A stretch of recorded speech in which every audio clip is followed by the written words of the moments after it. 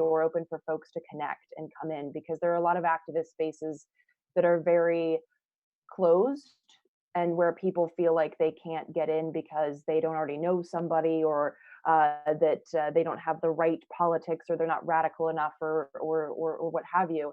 And so we have to strike a balance, and it's different for each community, and it's different for each space, but we really have to strike a balance between applying security culture, and by that I mean, utilizing things like Signal. Like, don't talk about shit on Facebook Messenger, don't talk about shit on regular texts. If somebody sends me a text these days, I usually just send them a link to download Signal, unless it's like my dad or someone who barely knows how to use a phone. But and at the same time striking a balance so that we allow people to come in and say, hey, I want to help. And I think this is something that you can really see take hold with issues like Assange, which tends to hit across the political spectrum. Folks coming up and being like, hey, I want to work with you on this. And they might not have the exact same politics as you, but that's not the point. When push comes to shove and you're get to the core of something, then it doesn't matter if someone agrees with you wholeheartedly. The only thing that matters, and I use this as an example all the time, as long as you believe in the basic human rights of every person, then I don't see why we can't find something to work from. But if you believe that I don't have a right to exist because so I do, and again, like, this is going to be different for every community space, every group of people, but you find ways that you can keep letting new people in, keep working with new people, particularly when it comes to crossover issues and intersections of issues, and creating a space that is both secure, and also knowing that you're going to be dealing with infiltrators. That's like a fact. It's a fact of life, as Scott Crow told me. He was like, it's not a matter of if you get infiltrated, it's when. And how do we deal with that when it happens, so that we don't fall apart and basically just become another check mark on their list, but instead we have a way to deal with it so that we don't perpetuate the infighting, and that we don't use it as an excuse to close the doors and not let. So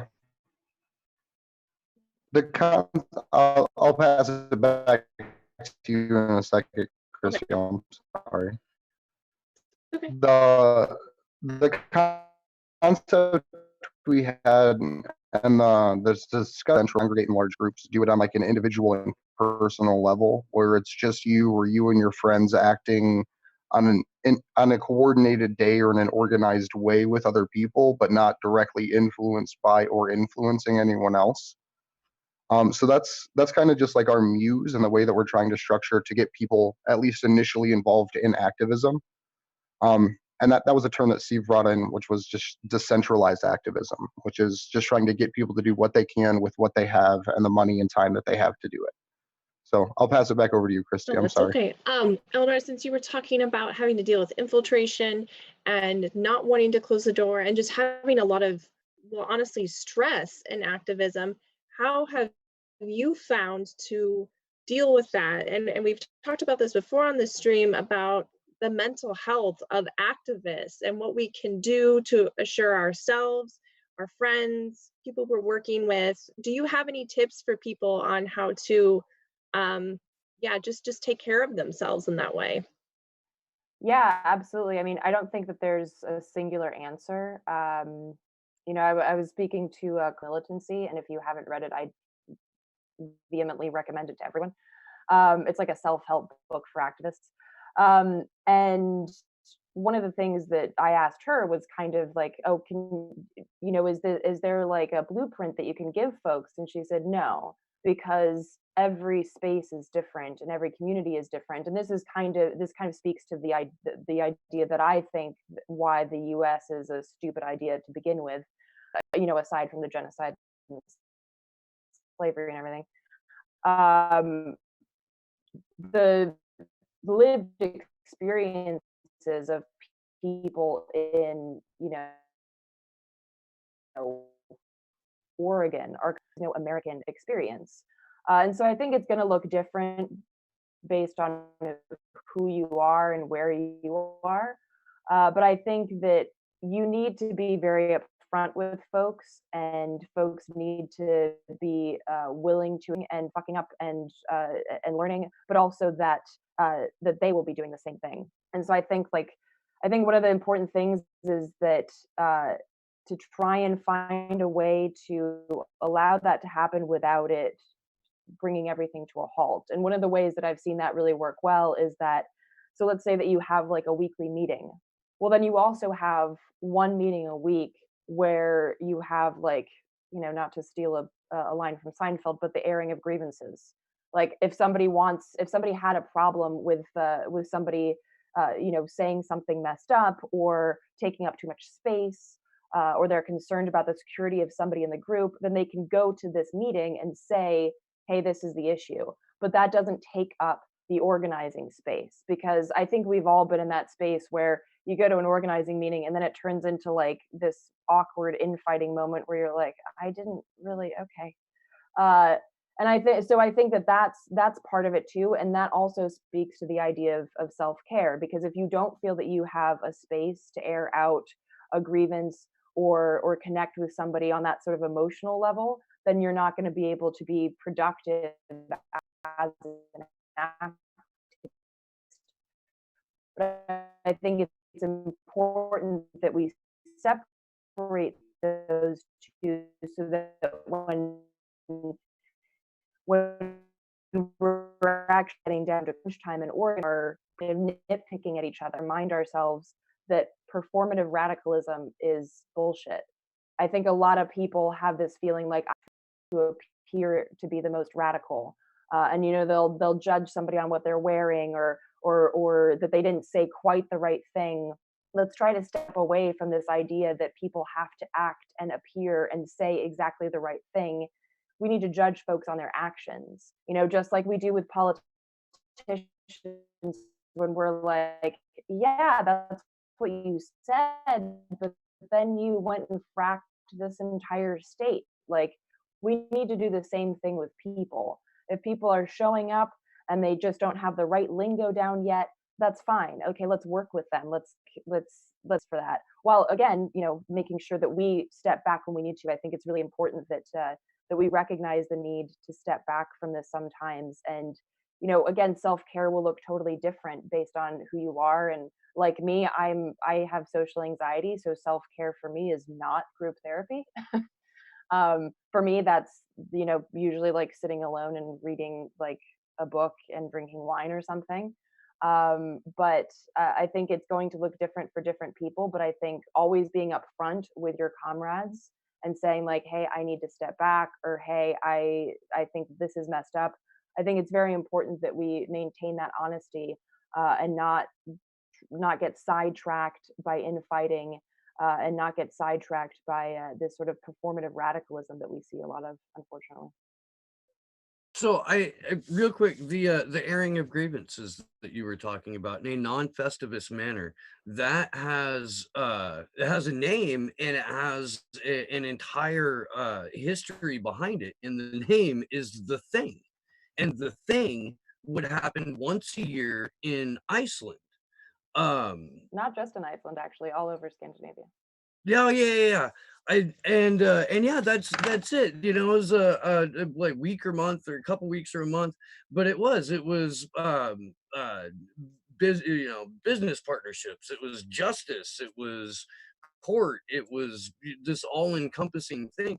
And I, oh man, you're too right about there being no national identity for something like that to be able to happen nationwide, but it certainly can happen in the activist sphere. And the whole reason that we have like strip malls and shit and chain restaurants is so that when tourists travel within their own country, they can be a little bit less afeared by the native population, and have all of the same restaurants as home, the same trappings as home, and shit like that. It's when you go up to Canada and everything's at Tim Hortons, it's the same way. Like it's people, most people react negatively when they're outside of their environment, when they're outside of whatever their comfort zone is. And there are a lot of Americans who, if they ran out of people who don't look like them to pick on, will pick on the people in the next county or pick on people from a different high school within the same town. And it's just this I don't know, fear of the other, I guess is what I'm trying to get at. We're programmed that way, like in this not just in this country, but kind of that's the name of the game when it comes to the capitalist system. Is there always has to be an other, right? There always has to be somebody to kick down, and of course that's, if you go back to the construction of race, the whole reason that they had to construct a race to be lesser than was so that they could tell the poor white folks that, like, well, at least you're not black. So I mean, this is like a historic game that the powers that be have played, and I think that throughout history we see people that, like the saying goes, like, what if they held a war and nobody came? There have been people that haven't shown up to this party and continue to not show up and continue to try to spread the truth, which is of course what we're here talking about right now.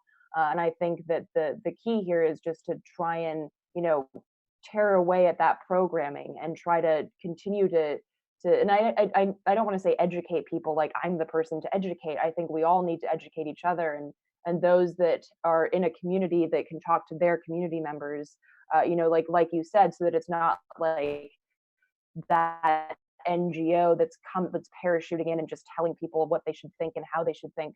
But yeah, I think that's it's chipping away at that programming, that it's a continuous job to chip away at. So So, I just want to get to propaganda's question, unless you want to go first. yeah, I just want to say something real quick. On the idea of like national identity, I do think the centralized power of the United States is like the dumbest thing like humanity has ever attempted, to give this much power to such a small group of individuals. Um, but as far as national identity, at least the way that like I was brought up to understand it was that it doesn't matter what those other people's experiences are in the sense of um, on an individual level, but more on the sense of the freedoms that we all share collectively. Like for me, and that's why I do this so hard, I love and respect the people in these other places that I have no ability to comprehend their situations. And I want to have them have the ability to express themselves freely, to associate freely, to engage in a free press if they decide to start a random podcast and try to get people to care about things like trying to frame it more in the sense of like we had a national identity at one point, and it was based on the idea of like we can all coexist if we just respect these core fundamental ideas. And it's never been respected in the history of the United States, but at this point we're so much closer than we've ever been to it that it's like this horrible paradox of rights getting stripped away as civil liberties are being gained on lines of identity, but not lines Well, I on think class. the problem is that presupposes that, first of all, the ideals that the U.S. was founded upon were good, and second of all, that at one point we did all share some sort of appreciation of those ideals. And I think the problem is that when the U.S. was first uh, shat into existence, 6% of the population was allowed to vote, and that was white landowning men. Um, this nation was never meant to be the home of the free, or the land of the free. It was never meant to be for everybody. It was supposed to be specifically for upper class white men, and that is evidenced by our history. It's evidenced by our present day. Just look at the three guys who own as much wealth as the bottom 50% of the country. And I think that this idea that the U.S. was founded on good ideals is a dangerous idea, because it suggests that we can just move towards that, when in reality, moving towards that just circles us back into this quagmire of racism, of sexism, of capitalism, of owning human beings. And so I think what we really need to do is extract this sort of myth of the American ideal, the city upon a hill, and instead work towards humanity and whatever that looks like based on where you are. Like if California wants to be its own country, and if Southern California wants to be its own country from Northern California, like people should have the right to build the societies and the communities that they want to build. And I don't think there's any sort of American ideal that we can hold on to that can pave that way for us. I think that what can pave that way for us is the history of global revolutions and the history of folks standing up and saying that we demand basic human rights. And that is not anything that the US was founded on. So I think that that's how I see that, as opposed to this idea of like a national identity that we ever did share or could share. You know what's incredible, and I'm glad that you mentioned it.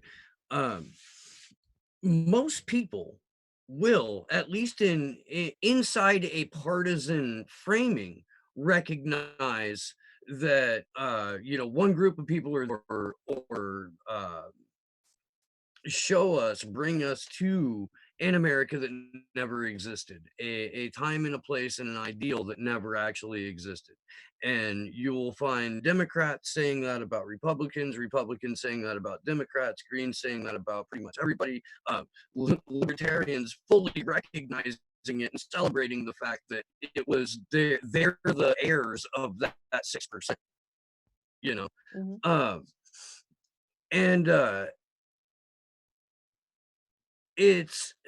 But if you try and get them to bridge the gap and recognize that as a universal fact, a fuller fact, more encompassing, that's when the programming kicks in and they shut down, because they can point to X amount of legislative or symbolic victories decades ago that corroborate their nostalgia theory.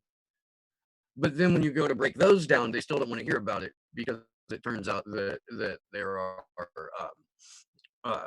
really very few good decisions that Congress has made since its inception, and only under immense public pressure. I mean, that's my Yeah, opinion. that's so true. I do want to get some questions in here from our viewers, but before I do that, thank you guys so much for sticking with us, because we have had technical. We're just going to keep pushing through this because we are recording, and we'll be able to upload something separately. But do stick with us, because it seems that everything is working now. So we're happy to Assange Vigil, and do leave questions in the chat if you have them for Eleanor. We'll go to Propaganda's question. This is our friend. He asks, how does Eleanor feel about Sheldon Wallen's theory of inverted totalitarianism? But yeah, I think that if I understand correctly, I think I'm remembering this correctly. I've never been really good at all the specific names for things, but the basic idea that, unlike Nazi Germany, that was very overt about its totalitarianism, the U.S., for instance, says that it's the city upon a hill. This idea of like the beacon of democracy, and it's governed by people, when in reality it's definitely not the beacon of democracy, and it's really owned by corporations. And so I think that, what do they say? It's socialism for the rich, and capitalism for the rest of us. So I think that, yeah, that's a good way of putting it, and I definitely agree with it. All right, thank you. And then he also did have another question I want to get to. I guess we cut out. So on a side note, I guess we literally cut out again the moment I said that we were cut out. And it's interesting because for today's episode, we actually tried to really promote it all day today on Twitter. So it's interesting that this one's getting hit especially hard. But despite all of that, Propaganda did have another question for you, more of like a personal question about your work, Eleanor. And he wanted to know if you were working on any poetry lately, and if you could also talk about YouTube censorship and how you keep just grinding and putting out content? Is that like a question of willpower? Yeah, I mean, I'm always writing poetry and spoken word stuff. So the answer to that is yes.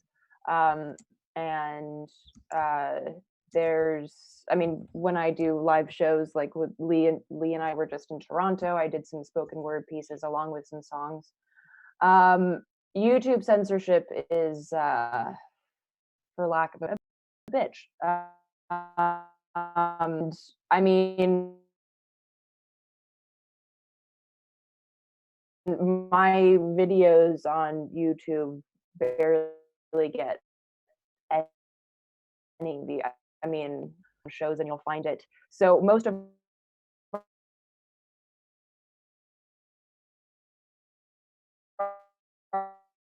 our views come on messages from folks almost, you know, probably every other day saying, "Hey, are you still doing your show? I've been unsubscribed from your YouTube channel. I tried seeing it on YouTube and it wouldn't play. I tried accessing it on Facebook and Facebook wouldn't show me your page." So, you know, it's YouTube, and then it's also it's a collective effort, right?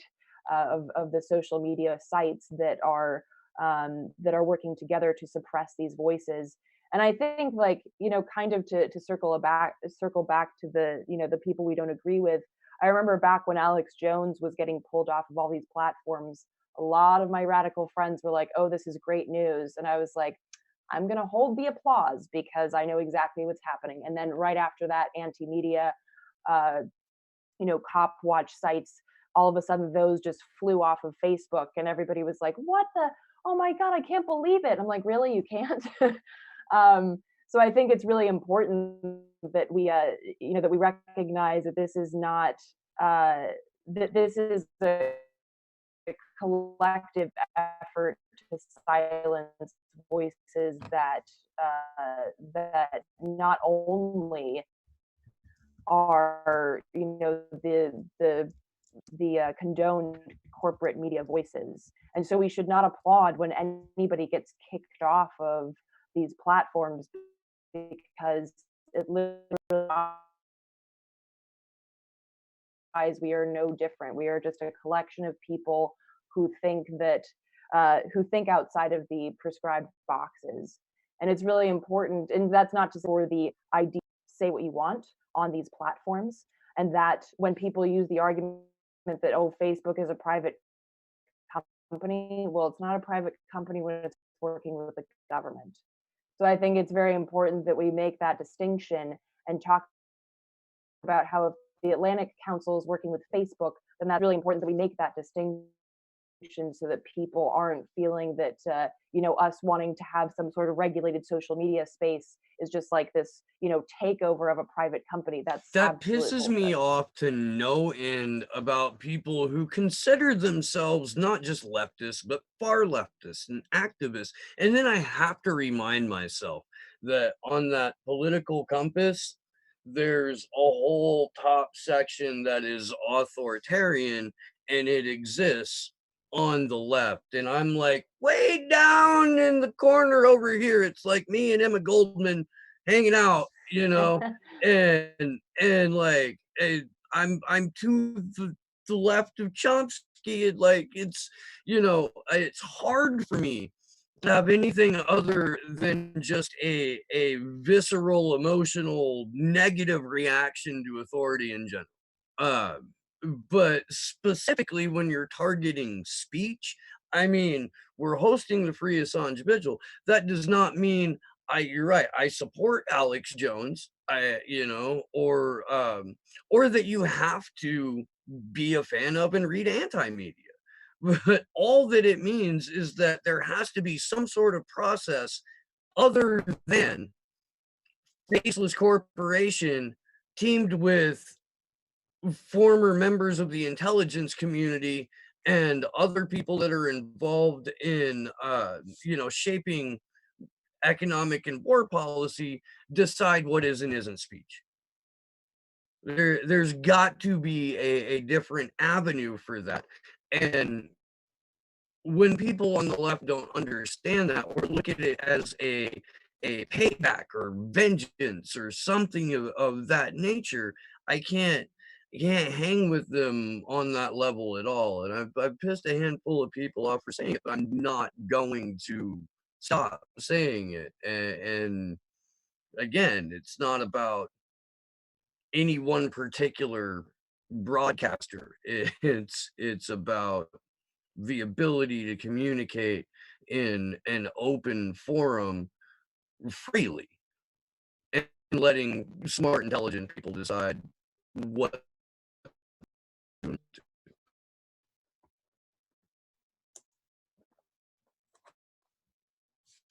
Eleanor, you've written some poems and spoken word about Julian.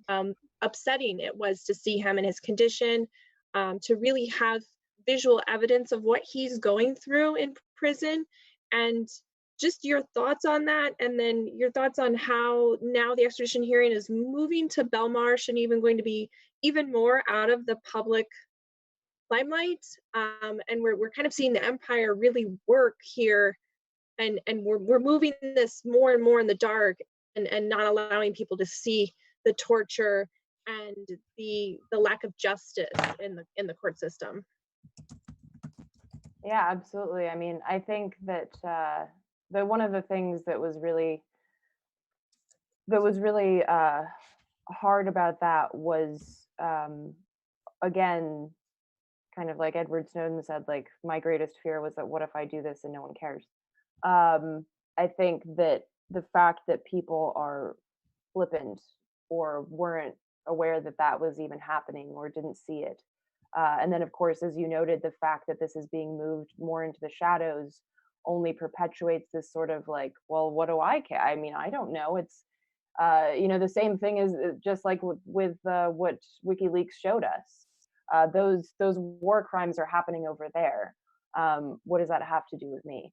And so I think that's why it's so important that you guys are doing these kind of things where people can plug in and be reminded that this is happening, and be reminded, the mentioning of how these issues are all connected. This does have to do with you, because this allows the empire to continue to do what it does. If there's no pushback, if there's no really hardcore demand to be accountable to the people, and to step away from the perpetuation of the most violent empire that the world has ever seen, then why would they stop? So I think that I mean, it's grotesque. It's absolutely grotesque to see. And I'm also reminded that, like, having just aired an episode where I spoke to Matthew Ho, who's a Marine veteran. It's not unusual, and that's another thing that I think is important to highlight. That, of course, Assange is a totally unique case, but he's certainly not the first person that the empire has tortured for the sake of its global hegemony. And I think that the longer this perpetuates, the longer that we all have. I absolutely reject ourselves from our government. I know a lot of people will say things like, "Oh, I don't say we, I say the U.S. government." Well, we are, but if we vote in so many numbers, we would tip what they stole. And if we went out into the streets and we demanded change, like you see happening in Lebanon, like you see happening in Chile, then we could tip those scales. So the idea that we can be separated from our government and devoid of any blame or guilt, I think is really dangerous, because we have to take responsibility. And the other side of that, like Dan Kovalik said when I spoke to him about this, who's a human rights lawyer, he said that this is also an opportunity. Yes, it's shitty to have to accept that we are the children of this empire, but on the flip side of that, we have the ability and the opportunity, unlike any other people in the history of humanity, to actually take down the largest empire that the world's ever seen. And that's That's a lot of weight, but that's also, again, an incredible opportunity, and that rests in our hands. And I think once the pain overwhelms the fear, and once the recognition of our power overwhelms the fear of their supposed power, then we can actually activate that. And I think one of the most pivotal things about the time that we're in right now, too, is the fact that we don't have artificial intelligence completely run amok in the street.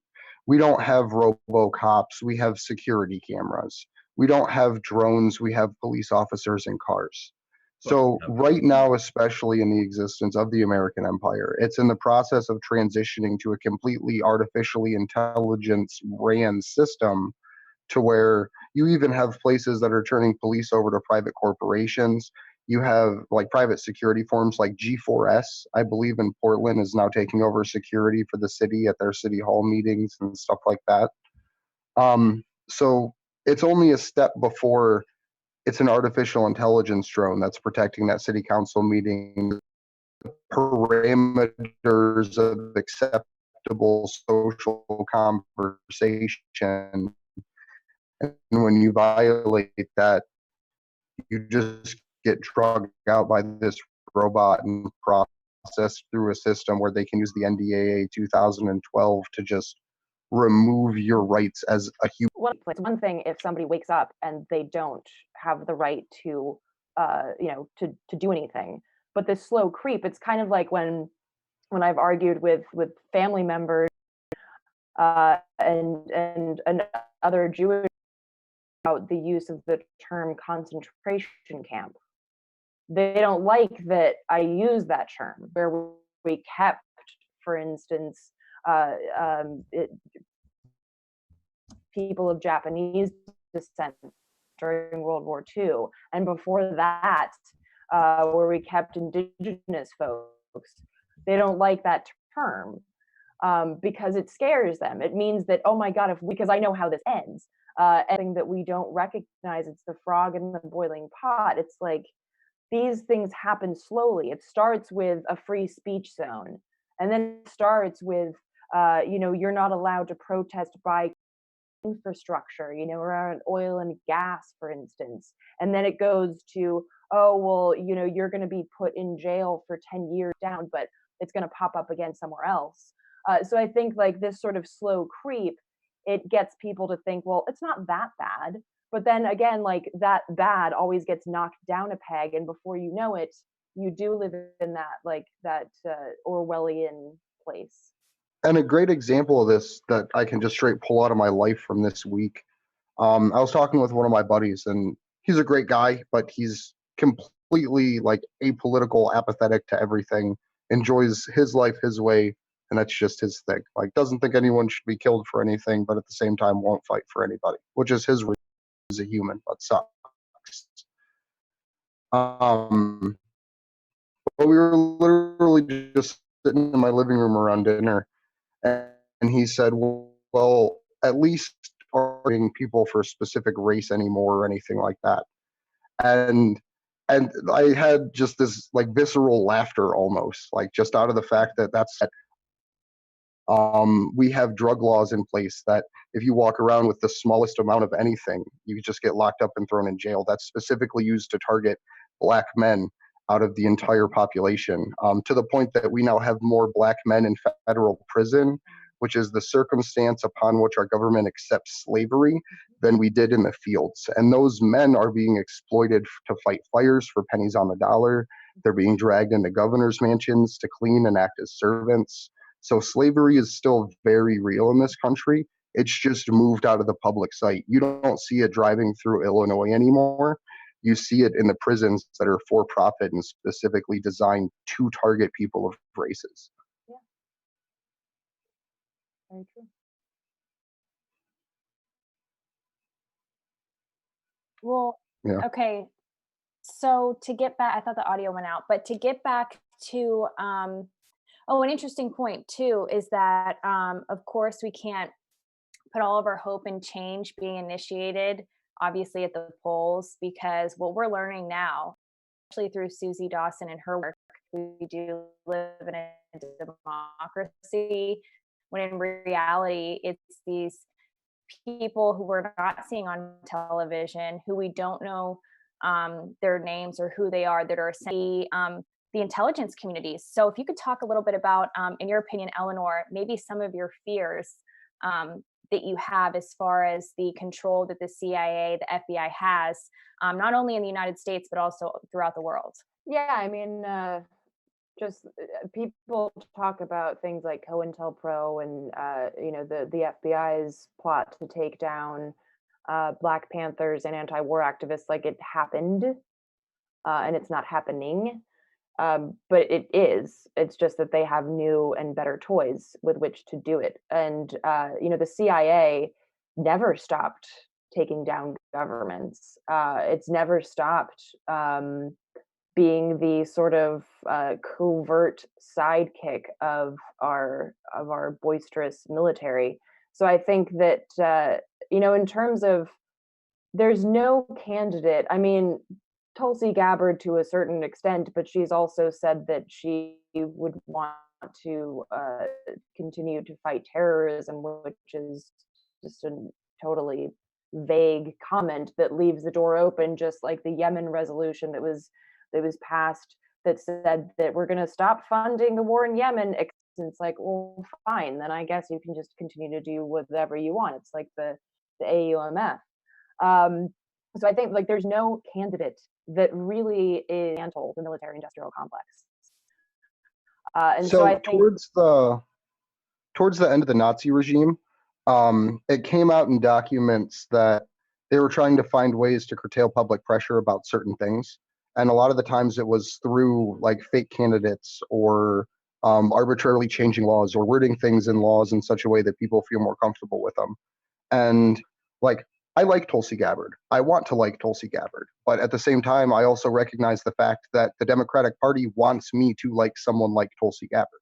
That since 2016, a portion of their base broke off that are more and far more revolutionary than the candidate that's representing the majority of the progressive movement, which is Bernie Sanders. So putting forth a candidate in advance that can act in such a way to herd people into the Democratic Party that is a former Council on Foreign Relations member and is the former vice chair, which is a very politically powerful position inside of the DNC, putting that person up as the progressive show horse, letting them say the things that they're not supposed to say within reason, and then putting that as this is the idol that everyone should worship, it's the same thing again, but just taken another step down the revolutionary line to try to pull in those people. I don't think that the Democrats want you to like Tulsi Gabbard. I think that they actually legitimately wanted you to like Joe Biden. And that's what's really sad, is that I think people give the Democrats too much credit. I think they are that out of touch that they're like, why wouldn't you want a racist pedophile like Joe Biden to be your candidate? Like, they honestly like don't even get it. I think that they feel probably less uncomfortable with somebody like Tulsi Gabbard than they do with Bernie Sanders, because they realize that Tulsi Gabbard is not going to win. But they are still afraid of somebody like Bernie Sanders, who again is also a friend of things like the F-35, and not a fan of BDS. So I think like they are, but they're going to like Bernie win, because they'd much rather have somebody like Trump for 4 more years than they would somebody who's even domestically progressive. So I think that the bottom line here is, and I was talking to a friend of mine that is applying for citizenship, and his one of the papers said, what are the 2 political parties in the United States? Not just what are 2 political parties, but what are the 2? So I think like this is just like and really it should just be 1. And so I think like to think that this is something that can be fixed in the ballot box is really dangerous, because whoever you're voting for is just a slightly different flavor of the same empire that goes domestically and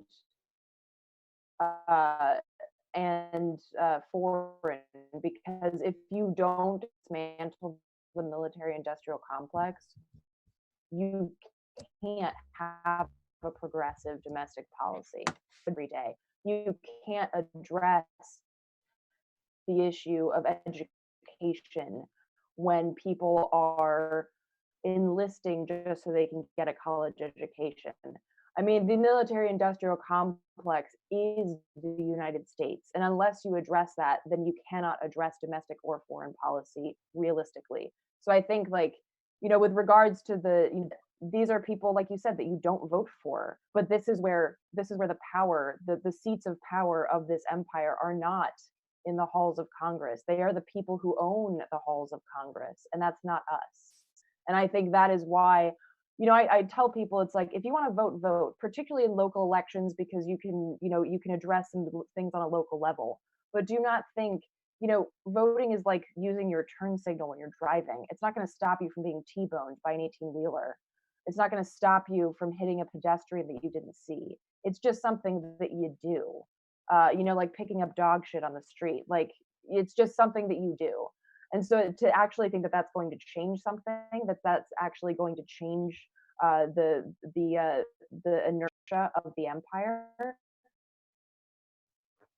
is dangerous. And I think that really need to recognize that voting is really not that important. I say this a lot for voting is the least effective in most cases and laziest action you can take. There are so many other things that you can do to advance whatever it is that you are going after, or spread. We're never going to vote or legislate our way out of an oligarchy. We up to benefit, you, me, the people in the chat. We're meant to feed it and be ground by it. And every once in a while, there will tinker around the edges of capitalism and make things marginally better. And the people who run the show freak the fuck out about that. They're like, no, we need more. More is all that we're programmed to do. We just want more. And if you are allowed to be successful in tinkering marginally around the edges of capitalism, we are going to have to wait 2 more weeks to have a solid gold toilet. We are going to have to, only vacation in Mallorca 4 times this year, and that's just not done. And so I think you're right that they wanted us to like Joe Biden. I think that they will accept us liking Elizabeth Warren, and I think that they would much rather lose to Donald Trump than win with Bernie Sanders or Tulsi Gabbard for that matter. The thing that I want to point out, though, and kind of the concept I was trying to get to, was the idea like counter-reinforcing propaganda. Like, where everyone knows Russiagate's debunked, everyone knows Russiagate's bullshit. So when Hillary Clinton steps out and calls Tulsi Gabbard the Russian candidate, there's a natural reaction for people to say, no, Russiagate's bullshit. We're going to defend the vice chair of the DNC, former vice chair of the DNC. So it just creates this environment where everything's so propagandized, where everyone is so politicized that it allows them to put out propaganda pieces that ultimately counter reinforce their narratives, to where instead of Tulsi Gabbard debunking Russiagate saying Seth Rich was the leaker, Assange got the information from him as a DNC insider, she just counters Russiagate with, I'm not a Russian operative. That's crazy. Why would you say that? I was in the military. Well, So but it's, I think like the thing, like, everybody knows Russiagate's bullshit. I wish that were true. Or even people, because honestly, like, if people understood that Russiagate was bullshit, people would have different perspectives on Julian Assange as well. So I think like the problem is that people are, and this is not to say that it's not always their fault. And having grown up in the South and having traveled a lot in the South, which is like the butt end of everybody's jokes, I can tell you people are not stupid. They know that they shouldn't trust the government. It's that their analysis is wrong. But I think that when it's like in psychology talks about this a lot. Like, and this is something that the cops use too. Like when they're trying to just do the easy job and get somebody for a robbery or a murder that they didn't do. What do? You arrest them at 2 a.m. You stick them in interrogation for 8 hours, and by the end of it, they've admitted that they did it. Why? Because our brains can't handle that stress and that fatigue. And so when somebody keeps telling you, "Oh, you did this, right? You know that you did this, you just don't remember it." Even if you don't have a mental illness, you will start believing it. And so when you are bombarded constantly by this Russiagate bullshit, and you're bombarded constantly with Trump is the guy to vote for or whatever, then you will start just feeling that. And you're not even sure why. Like if you ask somebody why they believe Russiagate, they can't tell you why. They just know that they do because they've been bombarded with it constantly. And this is, this is like one of the core problems with our corporate. Yeah, you're right. I believe it's a media effects theory, but within media effects theory, but I think there's a specific one that's exactly what you're referring to, which is if we see it enough in the media, we're likely to, it changes our real perception of the world. For example, if I am somebody that constantly watches crime related television in crime shows, my view of the world is going to be distorted. I will therefore view the world as being very dangerous, when in reality it's not as dangerous as I may perceive it. But we do have a question for you, Eleanor, and this is from K.E. Christian, and she is asking, how do we wake people up to the mass media BS? And before you do answer that, I want to make one point as well. For us, it's very easy for us to think that many people see the world the way that we do, as far as like not buying into Russiagate and to having this more woke perspective of the world, and understanding that, of course, our vote really doesn't matter much at all. We see that, and so it's easy to think others do, when in reality there are more people out there who buy into Russiagate and those false narratives than people who think like us. So I just wanted to make that point. But yeah, if you could answer that question again, it is, how do we wake people up to the mass media BS? That's a great question. I don't think there is a silver bullet, but I think, like what we've mentioned here, talking to people, like I said, one of the things that I do, particularly when I travel in the South, like as somebody who grew up there, as a fellow poor white person, but just that had the privilege of having a good education, I think it's important that you sit down with people. And yeah, I know people are like, well, we don't have time, shit's on fire. I get it, but you got to do this outreach, because you're not going to win anybody over by arguing about it on Facebook or YouTube or any of the other platforms. And I think that like recognizing, meeting people where they're at and not where you want them to be.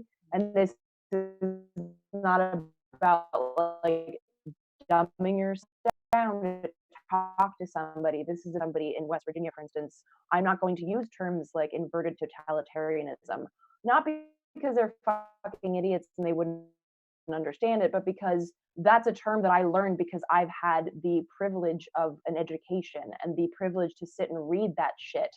They've been working in coal mines since they were 15. They haven't. So I think it's like you sit down and you talk about the realities of the situation. And again, like I said, you realize that these people aren't stupid. They know that they can't trust the government. They know that maybe they don't know that Russiagate is bullshit, but they know that it doesn't have to do with their daily lives. So they don't want to stop hearing about it. It's why a lot of people don't give a shit if Trump is impeached, because what does that have to do with my access to healthcare? Nothing. So I think like people get that. And the more that you can talk to them about it, the more that they're going to turn on that TV and be like, no, wait, that's bullshit. And so I think like this pushing of media literacy is this question things, and not just bitch about it over a beer, but actually question it and then activate based on those questions. And I think a lot of that has to do with this face to face, and this community organizing is hugely vital. Something fun that I kind of did just as a before I get into my other point about propaganda influencing people. In some way, I just try to like plant truth seeds. Is just doing it in my daily life and with things that I'm already doing. Like for example, trick or treat just passed, and it's this wonderful pagan holiday where all the little kids go around and collect candy from all the neighbors. But when a little kid walks up and hands you a piece of paper, you take it. Like it's just an instinctual human reaction. So when me and my daughters were out trick or treating, one of them was passing out the ActionForAssange business cards that has our website on it, and the other one was passing out flyers about the Syria files that came out, the global intelligence files, the collateral murder, the DNC leaks, and the Iraq war logs. So they had this adorable little 5-year-old running up and handing them a flyer saying, "Hey, thanks," taking candy and running away. And then they'd like look at it and just hyper analyze it at that point because they're like, "Why is this little kid coming up here?" But to the point of propaganda influencing people, it's the same way, and in the sense that they got to behave the way that they do now. When Nixon started the war on drugs and they created the show Cops and all of those other things like 24 and those kinds of shows that reinforce the idea of police behavior has actually been extremely influenced by the way that mass media has been put out. Because if you look at the way people just viewed a police officer in their society. Mom driving down the street in a minivan sees a police officer on the road and cringes because she thinks she's going to be targeted too. So we're reaching that point now where people are just tired of it, to where they understand that it's only here to prop itself up and not to help them or protect them or fulfill some need or role within their life. Yeah, I do think that that awareness is spreading, and again, like even if people don't know what to call it, they feel it.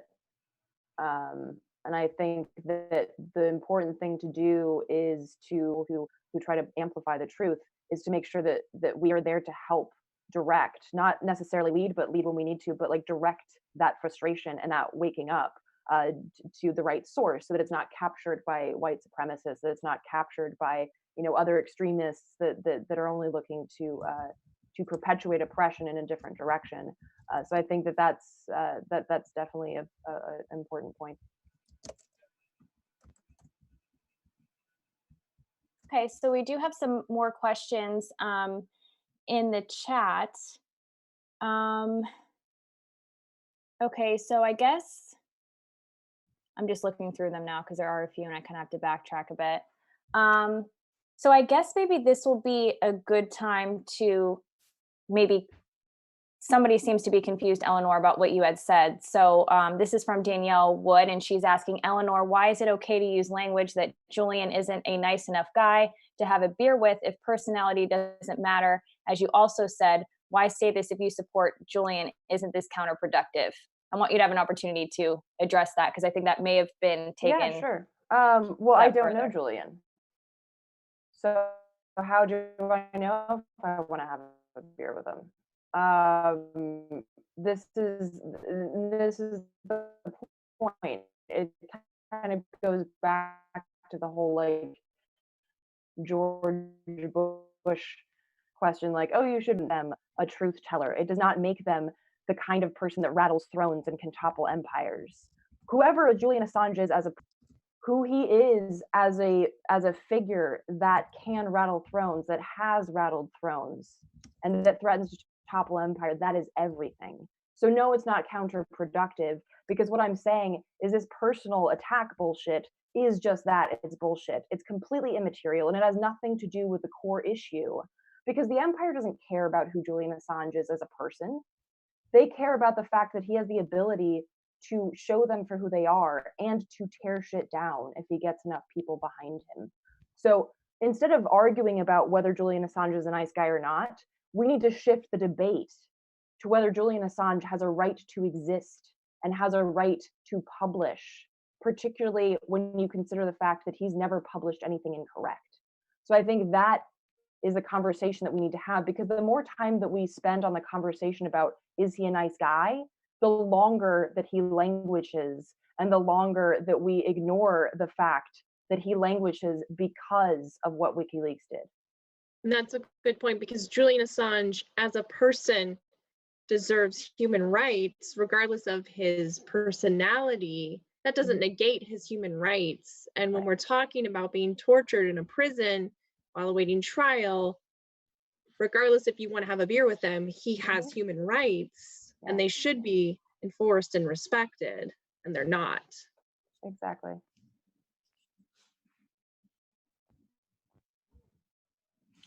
All right. Well, if you only have a few minutes to spare, Eleanor, why don't you go ahead and leave the chat with some final thoughts and make sure that everyone knows where to find you.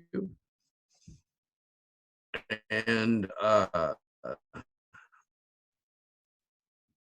yeah, we can wrap the guest segment and move over to news. Okay.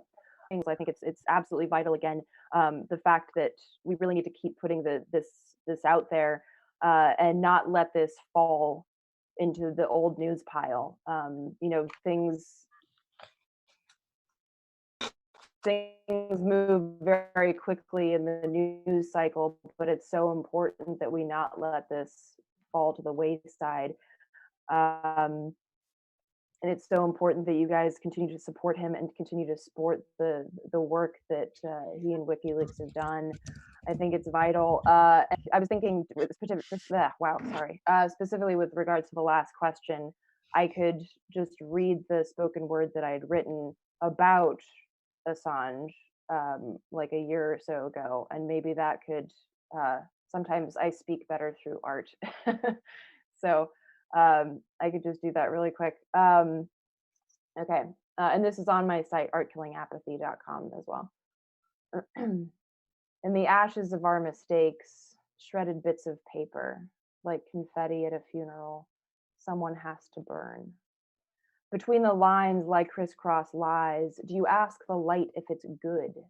A murdered messenger sent us a message. How easily, though, it got lost in the din, because didn't he sin? Yeah, so maybe he's an arrogant ass. He gave fascists a pass, or he's a hostage of Holy Rome, a rattler of thrones. Either way, his fate we own. If you feel like you're drowning, wake up. The arguments are shallow, the precedent deep, and the road to perdition is steep and slick. Do you follow their lead? The leaks can't be damned, but the man so easily damned. Because secrets can't be kept, but lies have shelf lives far too long. Here is the empire's swan song, a failing and flailing hegemony, a Machiavellian tragedy, a grotesque dark comedy, an idiocracy. We are the players and the played. Does this show have to go on? I don't know this man, but I don't want his blood on my hands. As a child of empire, I'm already soaked. Then buy me a beer and we can talk about sin. But here, now, I'm tearing down gallows because the ashes of our mistakes are choking out the light. So maybe that helps answer that question a bit more poetically. All of my other work, including my show, is available on artkillingapathy.com. And yeah, thank you again, guys, for having me, but also just thank you so much for doing this. It's so important that we keep pushing this out there, and also creating these spaces where folks can talk about issues that, again, are all connected and all related to that core issue. All right. Well, thank you again so much for joining us this evening. You are, of course, welcome back at any time. Everybody, that was Eleanor Goldfield, and you can follow her on Twitter at activist Eleanor. So tonight we are going to be moving on to our news portion of the vigil. Of course, we always do want to get to, namely the concert that was held outside of the UK Home Office, in addition to some statements that were recently made by Nils Melzer, I believe last Friday. And then also we do want to touch on some ways to combat, I guess, sharing misinformation.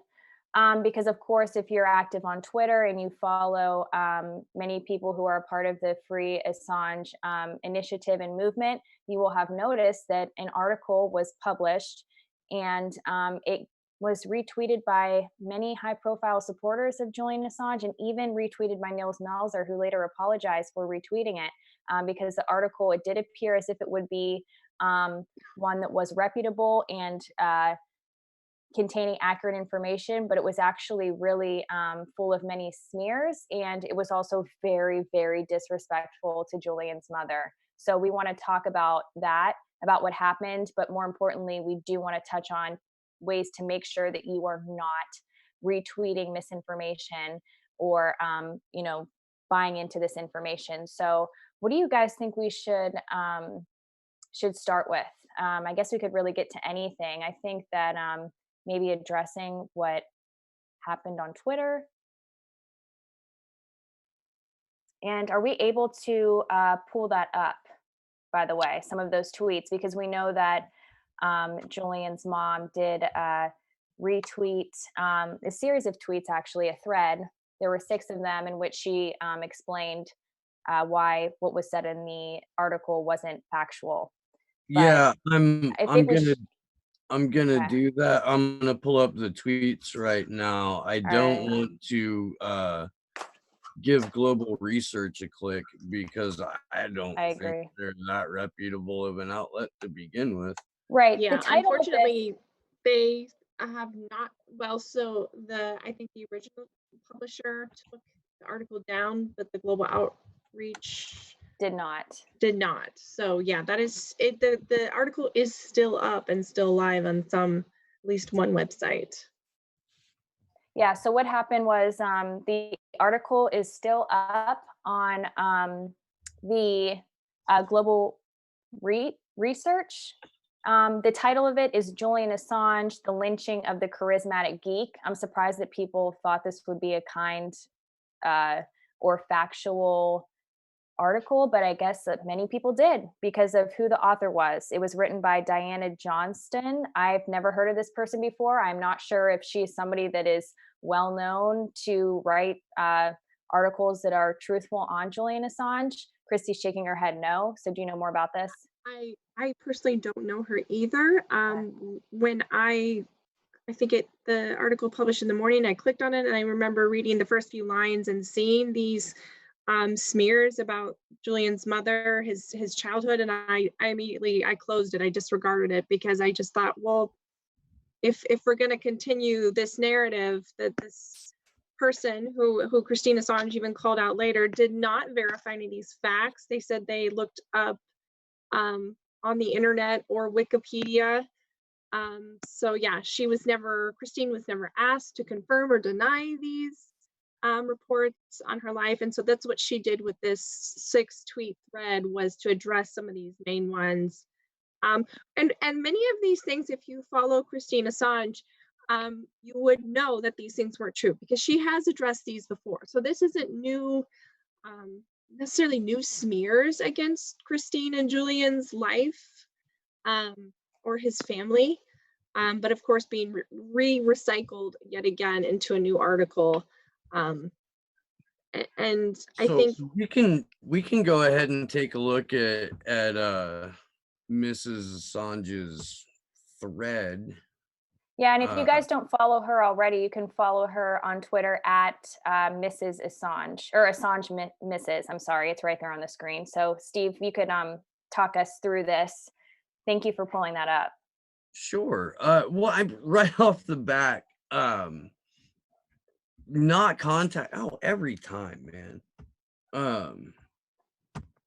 Not contacting Christine Assange while writing the article about her is a pretty big heads up that some foul shit is about to happen. But Diane Johnstone accused them of being in a cult. You know what Clearly, this tells me too? Yeah, This tells me she got her information probably from the book that was written by Daniel Domscheit-Berg, or she got her information from the movie The Fifth Estate. That's Yes, what they talked about, the cult this is thing, which very is not Fifth true. Estate Yes. content. Anytime the cult thing gets mentioned, you might as well throw out the whole thing, because they clearly did not do their research and they're just pushing a narrative. I challenge writer Diana Johnstone to substantiate her false claim with credible evidence. Wikipedia, internet gossip, and troll smears are not credible sources, as any real journalist would know. Smear published about me and Julian's childhood. Mother went from husband to husband. Fact. I've married twice. Second time was in my 60s. I didn't live with anyone between my husbands. Like, how could you not contact the woman that you're flat out accusing of all of this, and really, who gives a fuck? Well, that's Why would it matter how many people she married? Why does it matter? We're in this progressive society where women can do and be with whoever they want. Why does it matter how many husbands Christine Assange has had? Yeah, that's it. That's the thing. It's to make her appear as if she is an unfit mother, as if she was. Yeah, it's ridiculous. Again, this is going back to attacking people's personal lives. Like, it's not even unusual for people to marry more than once, or to, things like that. So it is like it shows that this is a deliberate attack, and it's not true. The next one, always on eccentric fringe. Facts. I was a stay-at-home mom. I freelance part-time in theater and puppetry and children's entertainment. Johnstone appears to be disparaging stay-at-home mothers and artists. Dude, one of the guys that I worked for here for a couple of years, his parents were both professional artists, and him and his sister turned out great. His sister's really high up in the National Park Service. This dude's a successful small business owner. Granted, he's a fascist, but he's a successful small business owner. And his parents like painted town murals and shit, and like anyway. Yeah, this is a nice little smear that it seems like women like to use against women, and especially I see it a lot more on the left side of things, where we like to take a dig at those stay-at-home moms, and whether they were whatever parenting philosophy they followed or didn't follow. There's always got to be some turn of the knife about stay-at-home moms and how they raise their children. Oh, everyone will tell you how to be a mother. Everyone, strangers, but I've seen it so many times, man.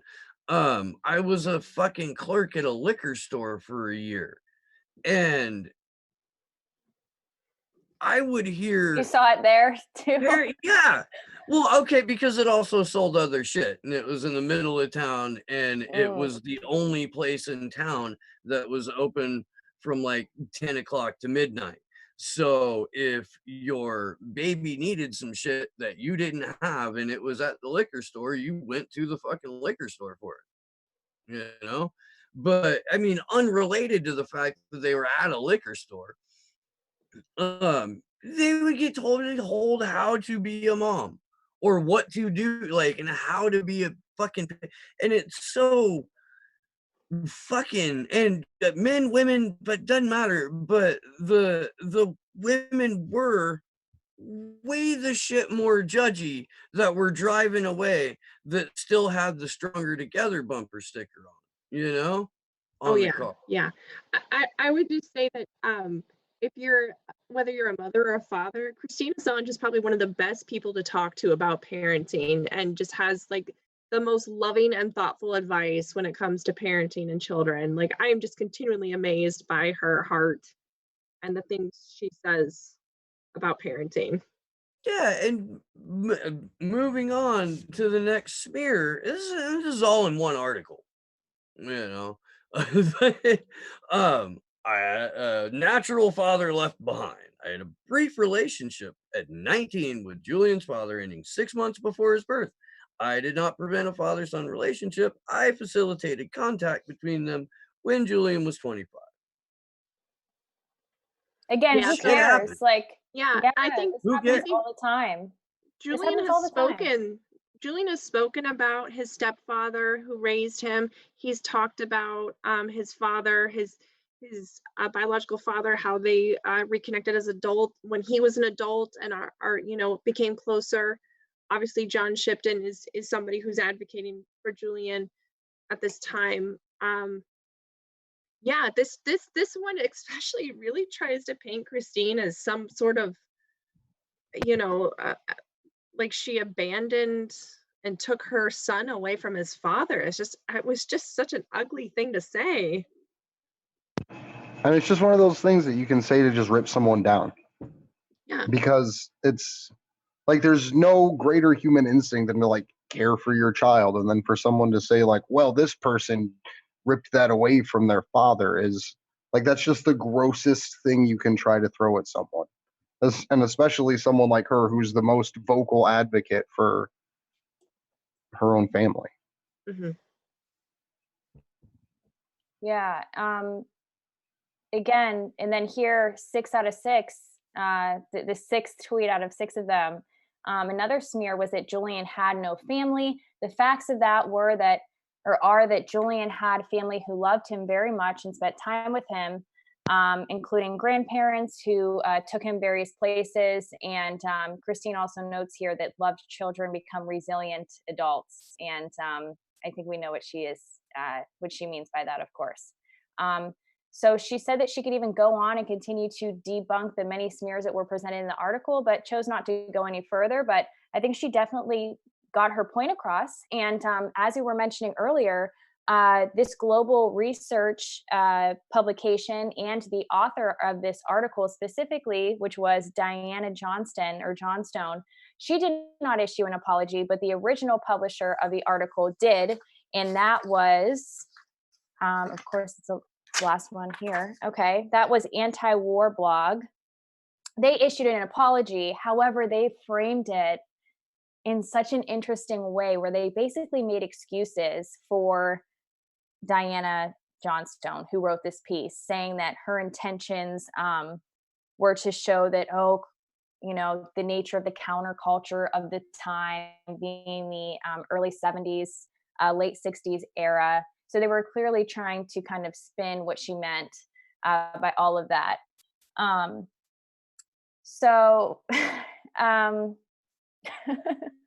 Okay, so anyways, I'm not laughing at that. I saw something else that was on the screen that made me laugh. I'm not laughing about this article specifically. I just saw a funny comment, but about this apology here. Okay. Oh, no, go ahead. Okay.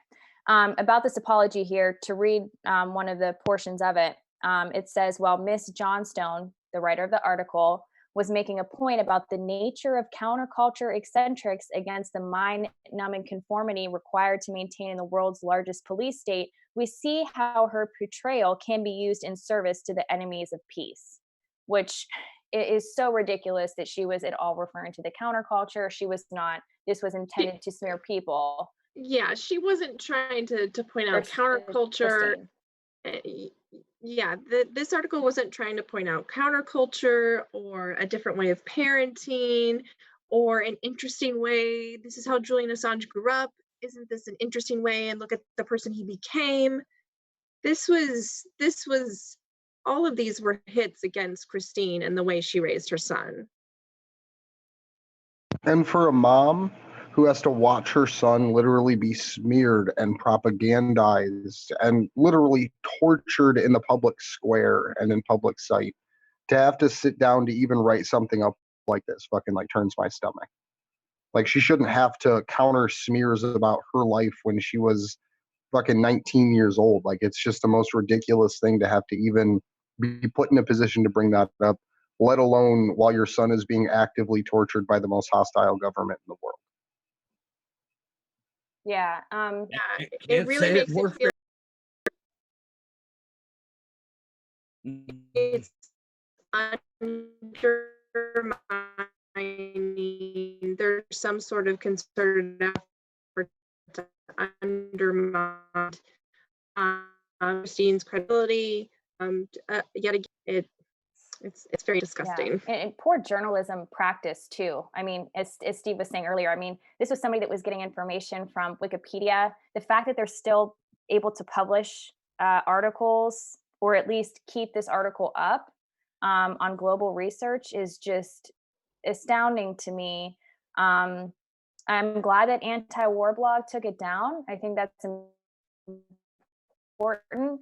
But I think the greater issue here is the fact that this was retweeted by several people, like I had mentioned earlier, including Nils Melzer and many other people who are genuinely very fierce defenders and supporters of Julian Assange and do a lot of great work. For some reason, this kind of went through their radar, and they still retweeted it, which I'm criticizing anybody retweet, because it is our job to be spreading truthful information about Julian Assange in WikiLeaks and combating these false narratives and these smears. So one of the ways to do so, I would say, is by absolutely reading the article before Christine was mentioning this on her Twitter as well.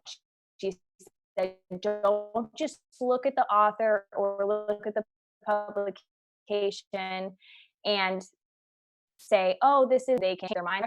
Read the article in its entirety before you retweet it. And I'm sure that my co-hosts have some other suggestions as well. So I will open it up to you guys.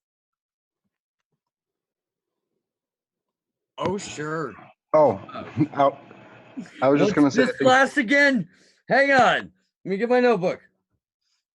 No, you're absolutely right. It used to be 40% of the people didn't read past the headline. Now it's somewhere up around 80% of the people don't read past the headline. There's also, I mean, you can tell fairly early on when an article is going to be a smear, as you know. But I mean, Jesus, we know what outlets we would go to for reliable information. We discuss those outlets fairly frequently. I don't know. I don't feel like I have any new advice. But fuck, God, yeah, read the whole thing. Read the whole thing. And avoid, I mean, you know, unless you really want that headache, or you really want the gut punch, or, you know, the outlets that and stuff frequently. We get tagged in Twitter disputes frequently. And it's for the purpose of, you know, trying to untangle the web of shit. But there are some paid professional actors out there all over social media. It is, whether they're working for an agency or somebody's farm. is to get banned from, you know, what is essentially the public square. And I would say that, like, you know, really, like, not, don't censor yourself, but be mindful of how you're speaking in terms of, um, you know, do I have to say fuck right now? Do, you know, and I understand that if they want to yank you, they're going to, you know, they're going to pull the plug on you. Um, but you don't always have to call the room a bunch of humorless cunts. You don't. And that's the biggest. Oh no, go ahead. I was just going to mention one of the points, and Christine has brought this up quite often, is when you see smears, and if you're not sure if what you're reading is a fact or a smear, really thinking about who does it benefit? Who does this information benefit? And what picture is it painting? Is it painting Julian Assange in a good light? Is it painting, you know, that this article wasn't a tell-all. I interviewed Assange, and she told all these amazing stories about Assange's childhood that never, and who's benefiting from that. Yeah, exactly. It is really surprising. I remember I was telling you guys what was happening, and I was like, could you believe that, like, even Nils Melzer has retweeted this out? Of course, he immediately, you know, apologized for it. It's an innocent mistake to make, but it was really widespread. So I, you know, tried to look into this global research, or the Center for Research on Globalization. I don't really know a whole lot about this publication, and I don't know anything about this journalist in particular, but from what I do know is that they are not very thorough, to say the least. And of course, I mean, there was an agenda here without a doubt. I mean, it's more than just intentionally using Wikipedia and not questioning Julian's mother when she was referenced in the article. It was an intentional thing to do. But Yeah, I mean, it's the like center of globalization. Like that's like it yeah, couldn't be exactly. more plain in what it's trying to accomplish. Yeah. You were just talking about Nils Melzer. We have a couple of news items that are related to Nils Melzer, so I am going to pull up the article first, and then we can go to the statement to explore it in a little more detail. Mm-hmm. And there we go. What's the date on this? I think it was just a day or two ago. Yeah. Yeah, November 2nd. Okay. So the British government has ignored an urgent medical appeal for imprisoned WikiLeaks founder Julian Assange. UN rapporteur on torture Nils Melzer says Britain has taken no action since he and medical experts visited Assange at a London prison in May. They found Assange displaying all the symptoms typical for prolonged exposure to psychological torture. And we've discussed this in detail. And I talked about this on Slow News Day the other day. But I want to get you guys' thoughts on this. It's not just the medical appeal, and it's not just the Spanish security company sending a live feed to the CIA.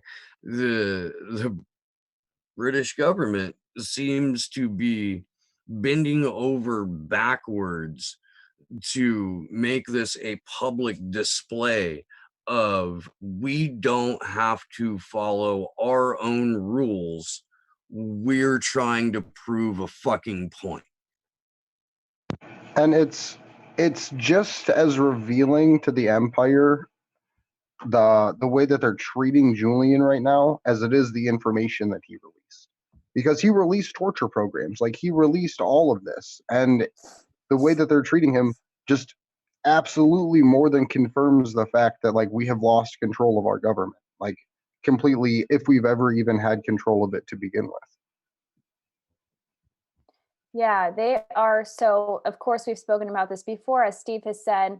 I did not realize that in one of the articles, it says that the UK actually did respond back, I believe, but their response was that they do not accept Nils Melzer's findings, and that he described it as the British government and the UK actually just, in addition to not accepting his findings, but also not even providing further evidence as to why they did not accept these findings of torture, because under the Convention Against Torture, states are required to conduct an impartial investigation where there's reasonable ground to believe torture is taking place or have they're obligated, the UK government obligated to investigate, and they're not in violation. I'm not sure what department, but it says it's in part, it has to be an impartial investigation. So Wait, no, I think they were to the very first report that Nils Melzer, because he had to send it to all the countries involved. I believe Ecuador, Sweden, the UK, and the US all received reports. And if this is the same one you're talking about, yeah, they just flat out denied anything wrong, any wrongdoing. And yeah, I mean, I'm not sure what department would, and to have an impartial department within the UK government at this point. Right, there's no way. I never even thought of that. I'm so focused on thinking like, okay, they're not even responding, or they did to the initial report. But the fact that how could they possibly be impartial within their own system? And it's just interesting because if the UN can come in and release a report and say that this is happening inside a country and nobody has to pay attention to it, or no further action has to happen, what power is the UN really holding? I mean, I feel Nils Melzer is really championing Julian Assange, but I feel like his power is, he does not have any power, because these countries do not have to abide by any of these reports, and they don't have to hold out these investigations of any kind.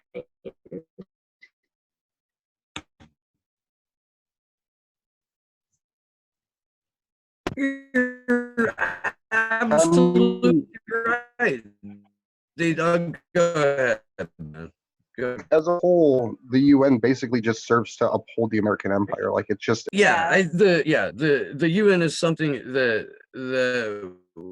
we use as a cudgel,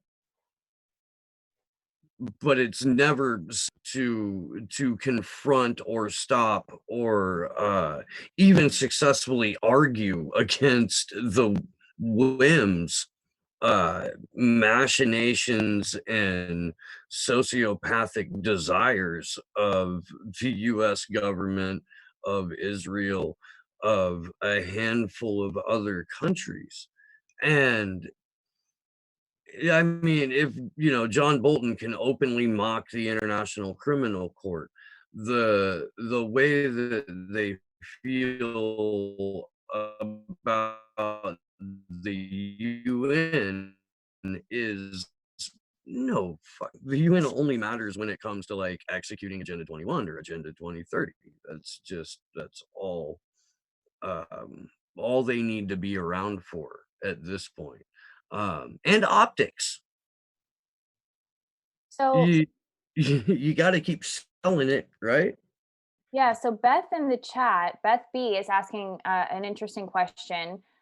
She says, is there anything that the International Criminal Court could do to help Julian? I don't think so. I don't think that going to the The US courts doesn't and going. recognize the ICC, and the UK would in turn not recognize the ICC because they've got the influence of the United States, the blessing to execute this man in the shadows, as if, you know, they they can't. Also, too, I think this goes back to the point of, you know, we can't go through the legalized activism on the ground in mass numbers and being effective in doing so to really help out Julian. I don't think we can get there by this. It helped. I mean, voting, granted, you know, it's better to try to get somebody in there who favors Julian Assange and to hold the candidates accountable and people who are in office accountable on this issue, of course. But again, I don't think we can really go through the system. What do you guys think about that? Yeah, if it by the US, I mean, we're gonna encounter the same thing no matter what they say or do. It's just going to be ignored, unfortunately. Somebody's asking, Jocelyn is asking about the European Court of Human Rights, which I was going to bring up next. Anybody on the panel knows, but I believe after the appeals process, maybe it could then go to the European Court of Human Rights. But then we also have the issue of if Brexit out of that. Does anybody know about that? Well, that's the whole point of what Julian said about not being sacrificed on the altar of Brexit. Yeah. And if there's, you know, if it's a, you know, actual clean break and they don't have any ties whatsoever to the EU, wow, the extradition trial of Julian Assange is going on. Their ability, Assange's legal team's ability to appeal to European Court of Human Rights or any number of organizations that had, you know, binding rules with the EU do not apply whatsoever to a Brexited UK. And I think that's really like the paradox of Julian's situation more than anything, is the fact that there is no state-based solution for this. Like there is no wave of a wand or anything like that that could get him out of there. Like even if he did have the support of the United States president, that doesn't mean the intelligence communities will let him go. Like, and like having essentially creating the circumstance where the elites have to choose between maintaining the oil empire that is the gas and oil empire that is the European Union with the UK and part of it, or having to remove themselves to not have to answer to the own court that they built is like literally the most fundamental union, and in doing so are forced to abide by the rulings of the International Court of Human Rights and the European Court of Human Rights. Sorry, but have to end that deal and break out of the oil empire and the gas empire that they built in Europe to be able to do what they're doing.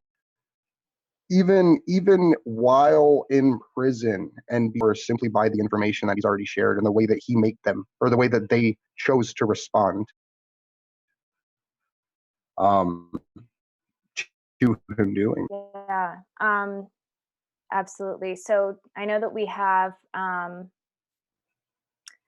we also wanted to, unless anybody has any last thoughts on this, I know we also wanted to get to, of course, the really successful concert and protest that was held outside the UK Home Office. So this was really cool. If you guys haven't seen this, I suggest that not now, but after the stream, go to Gordon Dimmick's YouTube channel and look at his coverage of the protest that was held on Tuesday evening in the UK outside of the Home Office. It was called the Don't Extradite Assange protest. It was also sort of a concert. The event was organized by Don't Extradite Assange, which is a newly formed group of supporters that are also working closely with Assange's legal team. And they put on this event, and MIA performed, and she also spoke and said some really amazing, incredible things about the anti-war movement. Well, I guess we really don't have in the world anymore, but she talked about standing up against these the press, and about Julian Assange, of course. And then Loki was supposed to be there but did not make it. But there was also Sreko Horvat was there. I hope I'm pronouncing his first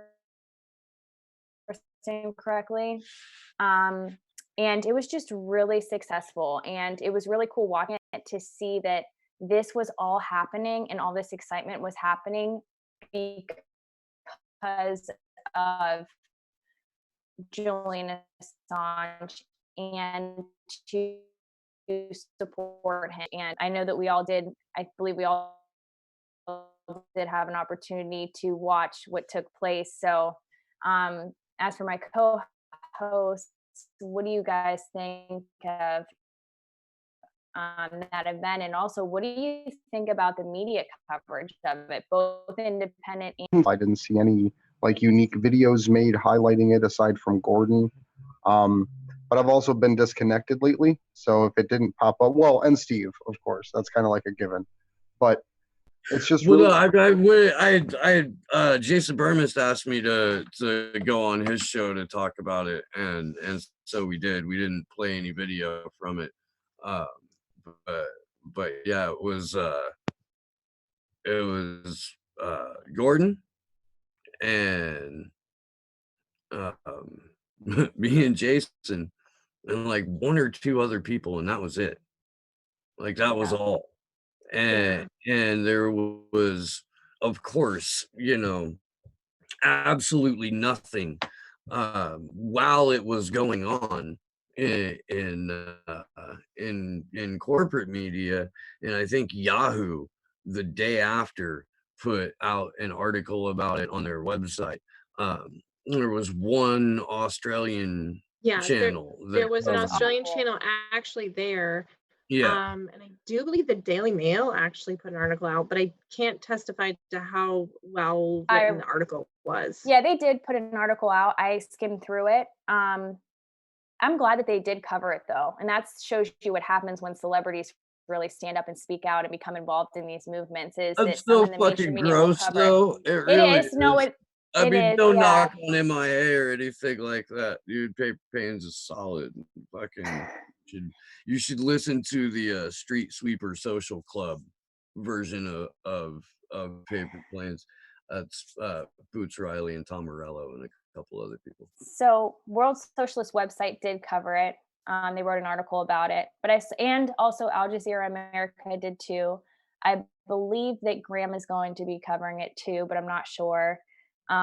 But again, besides Jason, besides you, Steve, besides Gordon, I mean, it really hasn't received much coverage. But and it's sad. Like, yeah, I think they did so much more promotion for this one compared to the Roger Waters performance, which maybe had a week's time when we saw it pop up on Twitter and really start to get publicized. So this one had a lot more time to build and for media to stop by and plan on stopping by. But the crowd size, I don't know exact numbers, but it looked bigger. So I mean, at least there were more people who came out to be there in support this time. And like even above and beyond like the fact that he revealed war crimes, and above and beyond the fact that he's literally like one of the most awarded publishers of our time. This man, like, this concert is literally trying to save a man's life, like someone who's being tortured in real time. And not only is that man being ignored, but the concert that's trying to save his life is being ignored. And it's not only being ignored by most mainstream media outlets, it's being ignored by most independent media outlets because they would rather follow the narrative and try to build something out of like the burning rubble of the Democratic Party than to actually talk about the direct issues that are facing this person's life that is being tortured, or when it comes to the just pure elimination of our speech and our rights in general. So the fact that it's not covered, just should be covering it, that are those voices and the people that like lead the way for everyone else just aren't putting that content out there to make a space for anyone else to do it.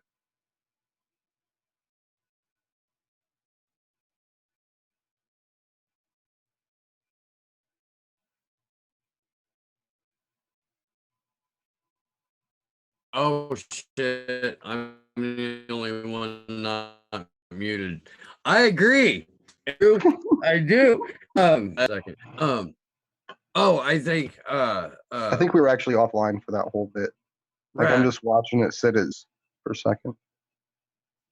Oh, so throw a link to Gordon's channel in the chat, someone maybe. But yeah, I can pull up a couple of speeches from that, and I don't think we get a copyright strike. Like it just went from 0 internets to 12,000 internets. Wow. And then now it's down to like 2,600 internets. So if we're back online at least. It just kicked us live again. Held in Julian Assange's name, because that's something we've talked about too. And fuck, if they're gonna ignore Roger Waters, if they're going to ignore hundreds of people in front of the Home Office with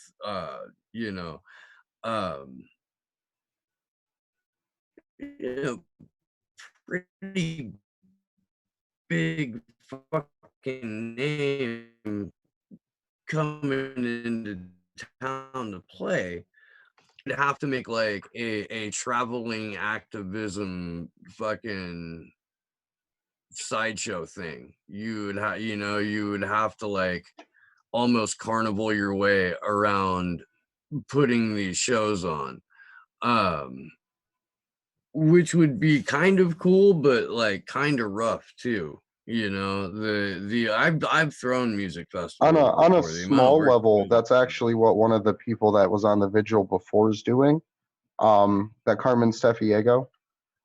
She goes from like convention to convention, like anime conventions, gaming conventions, stuff like that, and usually gets to set up tables and pass out information about Julian and about the situation. So that's one of those really cool things that, like, hearing you put it in that context makes you want to figure out a way to make it happen. Mm-hmm. It was something that a guy that I used to play music with a lot, and I had talked about a number of years ago. But it was a like an hour or so of music, and then an hour or so as he was 100% activism and 100% more like just anarcho-socialist feel good movement type. And to some extent, the comedy tours that go around do that too. Like everyone going out doing their stand-up skits and going to open mics and stuff like that is something that's just a really good rallying cry to get people organized and together to the communities.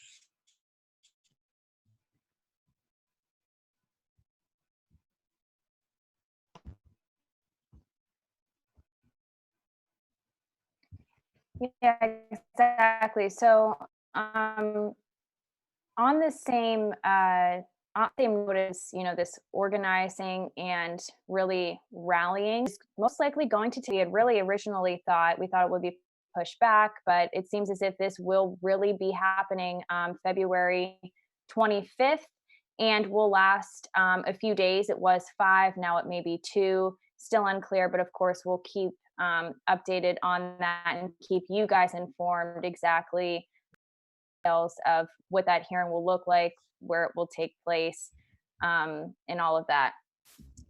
So, of course, we're thinking we can't sit silently during that hearing. Of course, we want to be covering it, and we want at significant locations, which would be outside of the UK embassy, and I think that'd probably be a really symbolic place to be at. But of course, we could be in several places depending on how many people are attending. But this is absolutely something that we would like to initiate, that we would like to see happen. Is everybody standing? The Eastern District Court of Virginia. Eastern District, yes. Yeah. There, that's another symbolic location, of course, because that is known as the espionage court. We've spoken about this before on the vigil several times. That is the court that's ultimately charging Julian Assange, that is charged and convicted Chelsea Manning and other whistleblowers. So that's a point of significance. But before we even get to really the specific places, this is something that we want to initiate and really organize and have a set plan. It is November. The holidays are approaching, and people are going to be very busy and very imperative that we get this planned now and that we start working on it now. Even if there weren't holidays approaching, I think now would be the time to really get this thing going and get everything together. And a part of that too also means potentially going to London as well, if we're able to do so, and covering this trial and showing you guys live footage while we are there. It is absolutely something that we would like to do, because not only are we passionate about this case, but we're 4 very knowledgeable people on this. We're not legal experts, but we follow this obviously weekly, and we're up to date on the recent news with Julian's case and related cases. And so we would love to be able to cover this for all of you guys and give you the facts of what's happening, because we know that the facts are not going to be presented in this case by the mainstream media. And there's really only a handful, or not even a handful. I believe there's only like 2 or like 1, maybe, Gordon Dimmick, independent media people that are out in London. So it would be really cool to work alongside them as well, just to have more people there to help out, because of course it's going to be very hectic, very busy. And the more people you have in that location, the more footage you guys will have access to and be able to see, and the less stressful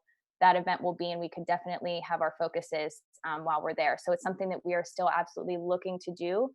And also looking to organize a meaningful demonstration in DC. And if my co-hosts have some additional thoughts on that, please chime in.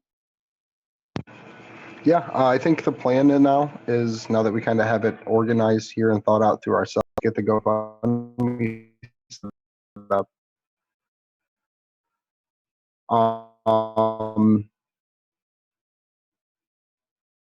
And I think having the 2 in London covering the protests would be super important. And there is the limited Pressman and Taylor and Steve out there as the independent media to cover this is pivotal, because who else is going to go? So we're going to try to get that started and get that moving here as soon as possible. So that's something to keep an eye out for, is that GoFundMe coming up. So like Andrew said, we are hoping to see to take part in action there and help organize. We will be making a little bit more solid plans on which specific date and which specific locations we want to hit. So yeah, I think we'll be doing a GoFundMe for the bulk of both trips if we can swing it. And yeah, we're starting to get a core group to organize and help plan in DC. And so there's going to be a lot more details coming up on that. And real quick, I would just like to say to the agent or agents tasked with monitoring this show, by places we want to hit, that means locations we would like to stand in front of peacefully and by a bullhorn, the ridiculous and torturous nature of, you know, this arbitrary detention of a UK citizen nor a US citizen, but is being held in the Guantanamo Bay of the United Kingdom for printing the truth. Yeah, thank you so much for clarifying. Since I was the Yes, one that thank said you. that, I will clarify that. I did not at all mean anything violent by that to the, you know, intel operative who is tasked with watching the show. I didn't. We're already at the top of the list. It doesn't matter what we say at this point. They couldn't watch us. Let me say it. I did not mean anything at all. Of All of course, our we didn't. actions in DC and London will be peaceful. Yes. We're planning peaceful actions. We do not encourage violent actions on this show. No, Do you think we do DC not. has a ban on hanging posters like Cleveland and Oberlin do? Be something We to can look easily into. look it up. Yeah. Yeah. But I think I think we should just, you know, be prepared to be met with hostility during this time. Just something to be prepared for, but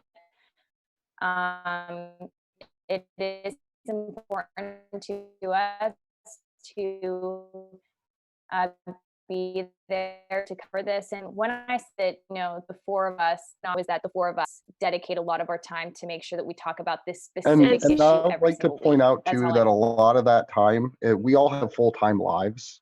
Like we don't do this for a living. We don't get guests and source articles and pull information together as our daily life. This is something that we do like in place of other activities that we have functioning, like families and jobs and things like that. So that's my biggest point of frustration. Like, if me, like this stoner dude in Ohio that works at an office that has like trippy posters hanging up on the wall, can get together a group like this that can put this information out on such a regular basis, like how is it so hard to release one video once a week? Like it just drives me insane. And it's self-censorship, it's fear, it's the fact that we've monetized thought and put it out on a capitalist platform that that drives the lack of coverage. And that's the biggest shame of it all, is that people are sacrificing, I guess, their platform, Their sovereignty.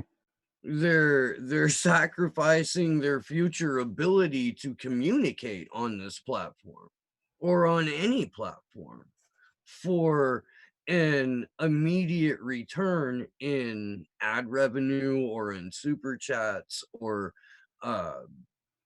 you know, however they're making their money through their audience. And even if they did it in a way that like they don't go live with it, they drop a 5-minute video twice a week that just talks specifically about a one-part news story, giving an update about what his situation is. Like even something like that is better than nothing. Like something that's still kind of self-censoring, put out at a time that fewer people will see it. Like people don't even take that risk, and that's the part that drives me nuts, because they're going to be gone no matter what. Like Corbett, actually, over on the Corbett Report, did a great piece on it this morning about how they're using one to influence the other at this point, slowly trying to close the gap like they did with radio to control the medium without the public really paying attention as they do it. But like there's just so much that goes into not talking about this that is such a greater risk than talking about it. I just don't understand. I wanted to address something I saw in the chat. Somebody was saying they wanted to join us in DC, and I want to say yes.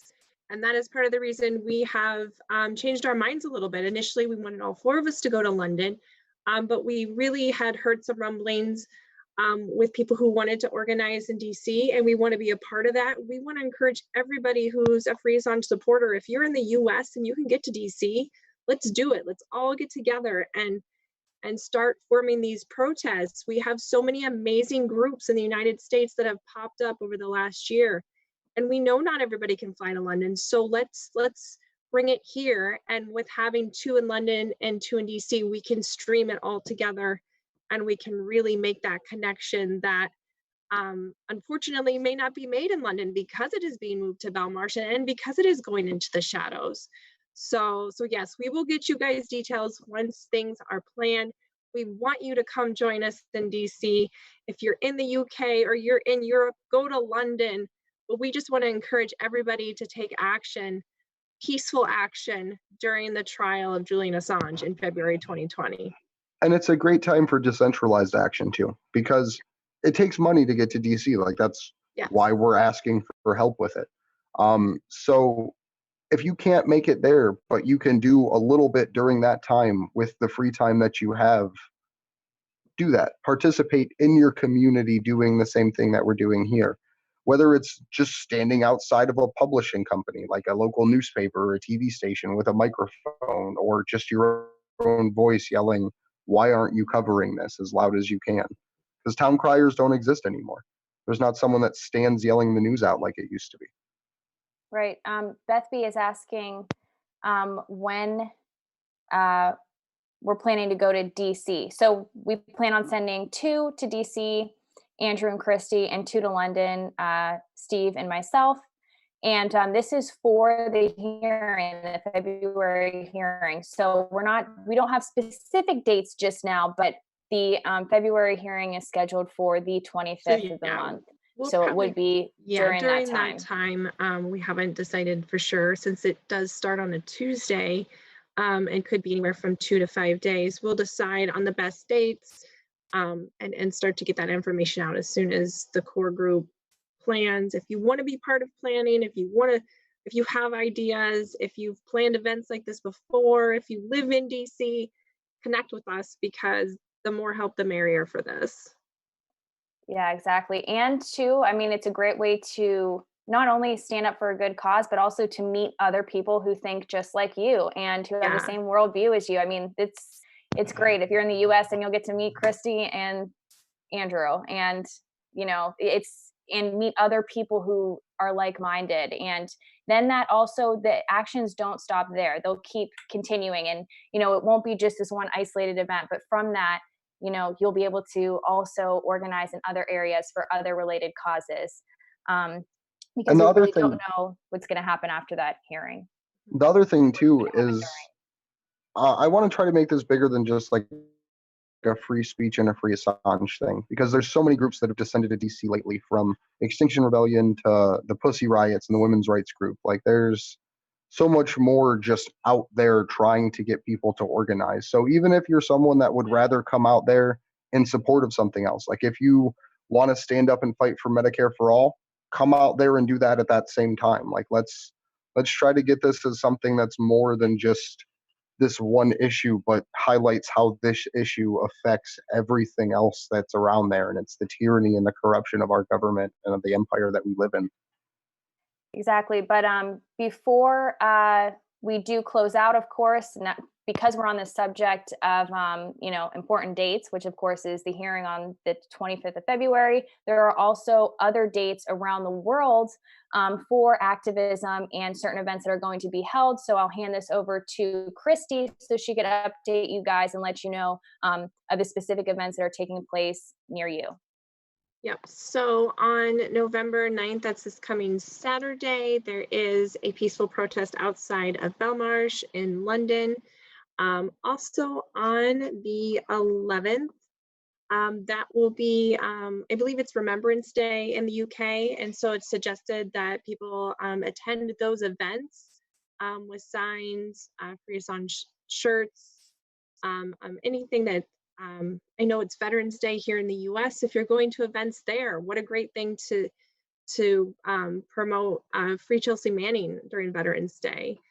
And on the 16th, so next Saturday is the next big event, Global Vigil for Julian Assange in London. Also, a lot of times when London has one of these big events, a lot of the groups in the US and around the world like to do solidarity events as well. And so as we hear about those in the next week, we'll be sure to let you know. But yeah, you can go to wiseupaction.info for more information on the UK events. You can go to candlesforassange.com. You can follow @Unity4J on Twitter. There are many places to be finding local events, and if there isn't anything, like Andrew always says, it's a great time to plan your own and let us know, and we'll try to help promote you as much as possible. All right, thank you for updating us on those dates. So before we do close out, any last thoughts from you guys? And then we'll, of course, go around and let everybody know where they can find us, and also just some updates on, what's going on in our own lives as far as our activism. Andrew, you're muted. Great. So I just want to talk for a minute about the Million Mask March. It's something that just passed. It was the 5th of November, and we were trying to talk about it as much as we can on the vigils.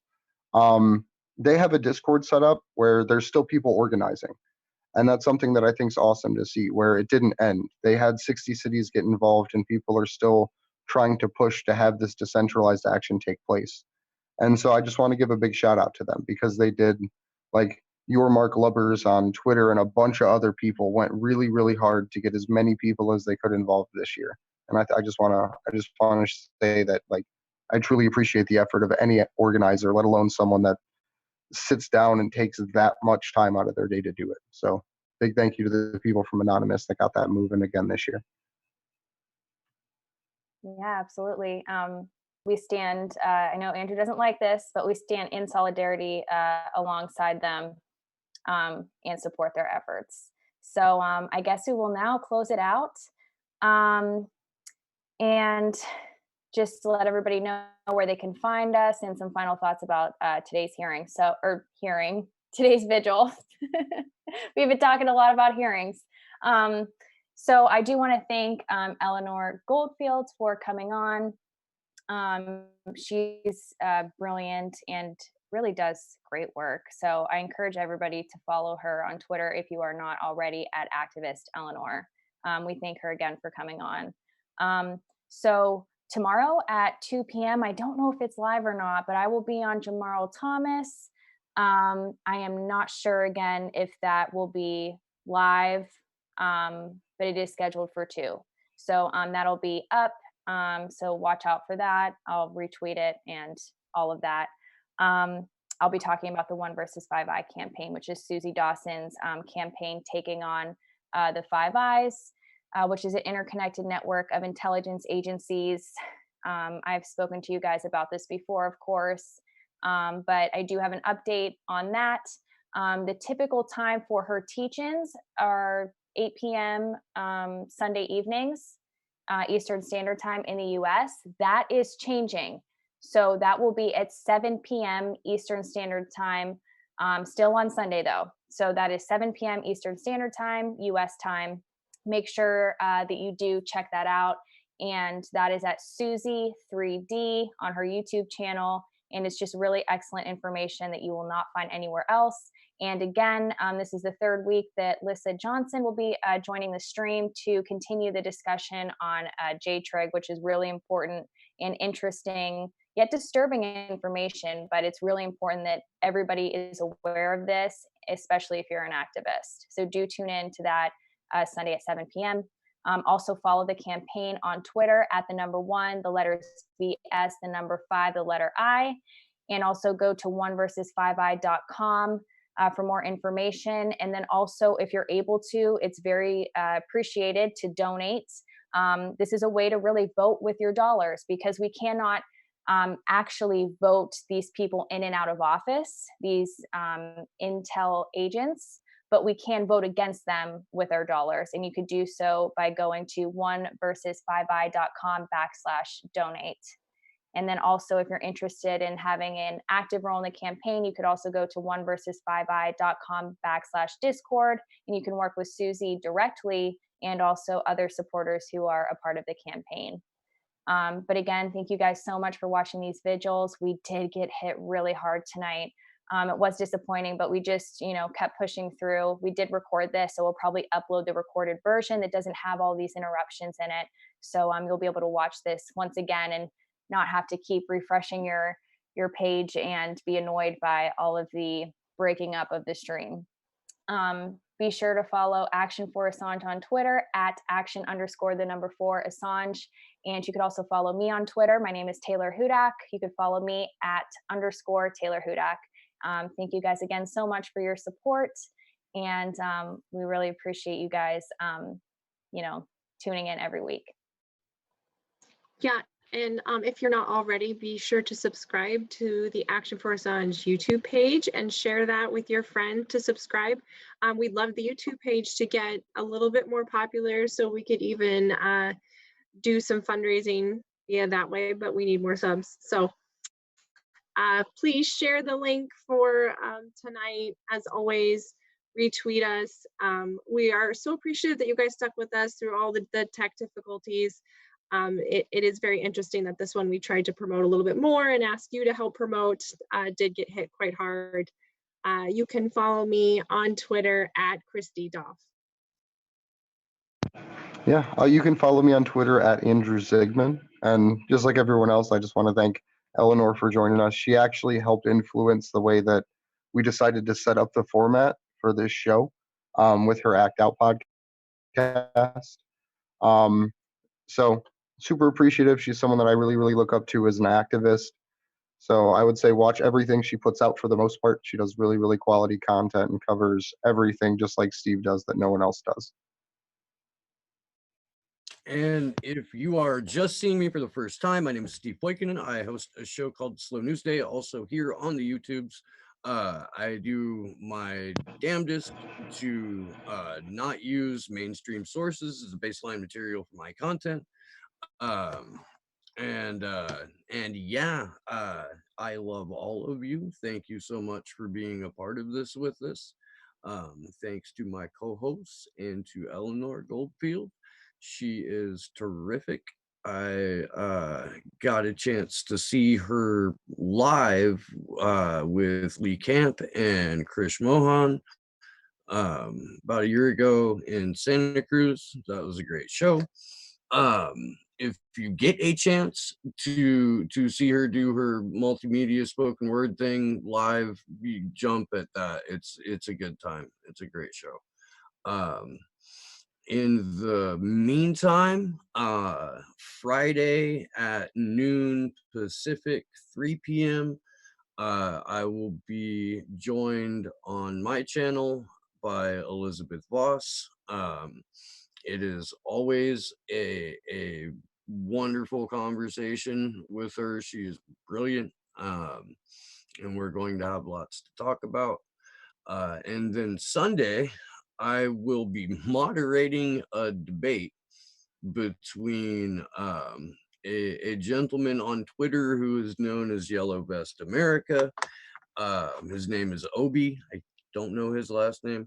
And he will be debating Nico House. We're going to cover, obviously, the merits of Bernie and Tulsi. We are going to discuss Israel and Palestine and a number of other topics. It should be really hard to not butt in. But You should see, just on a complete aside, if they would be interested in having Adam Kokesh come to be a surrogate for himself. Okay. I can guarantee you that is not going to happen, although I totally flaked on emailing Adam over the weekend and I need to do that. but yeah, so that will take place. I try as often. I try to always do a live stream on Sunday from 10 to noon Pacific, 1 to 3 Eastern time. Sometimes PG&E gives us a rolling blackout, and I can't. But other than that, I will do that, and that's when that debate will take place. Yeah. Fuck. Good luck to us all.